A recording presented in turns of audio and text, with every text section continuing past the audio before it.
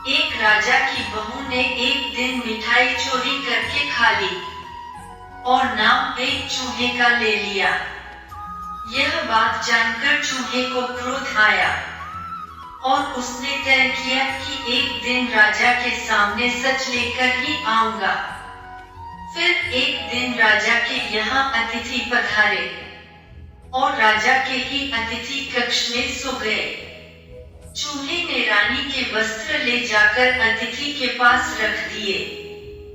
प्रातःकाल उठकर सभी लोग आपस में बात करने लगे कि छोटी रानी के कपड़े अतिथि के कमरे में मिले।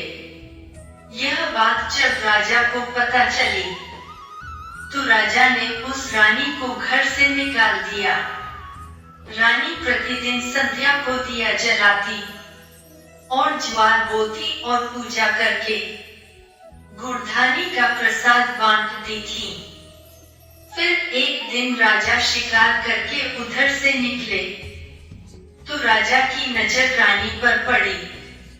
राजा ने महल में आकर कहा कि आज तो वृक्ष के नीचे चमत्कारी चीज है।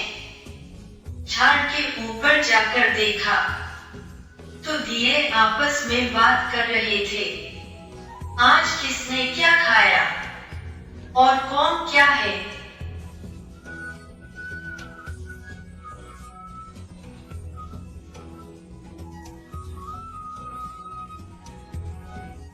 उसमें से एक दिया बोला, आपके मेरे जान पहचान के अलावा कोई नहीं है।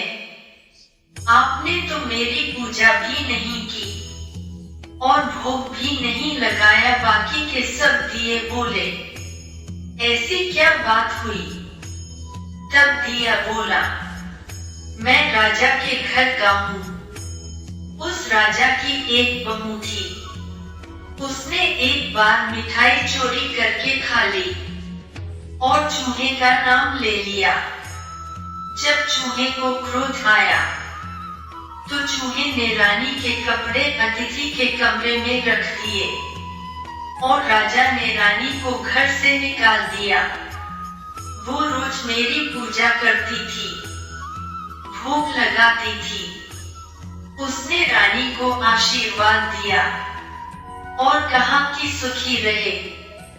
उसने आगे बताया कि रानी की मिठाई चोरी की वजह से चूहे ने रानी की साड़ी अतिथि के कमरे में रखी थी और बेकसूर रानी को सजा मिल गई।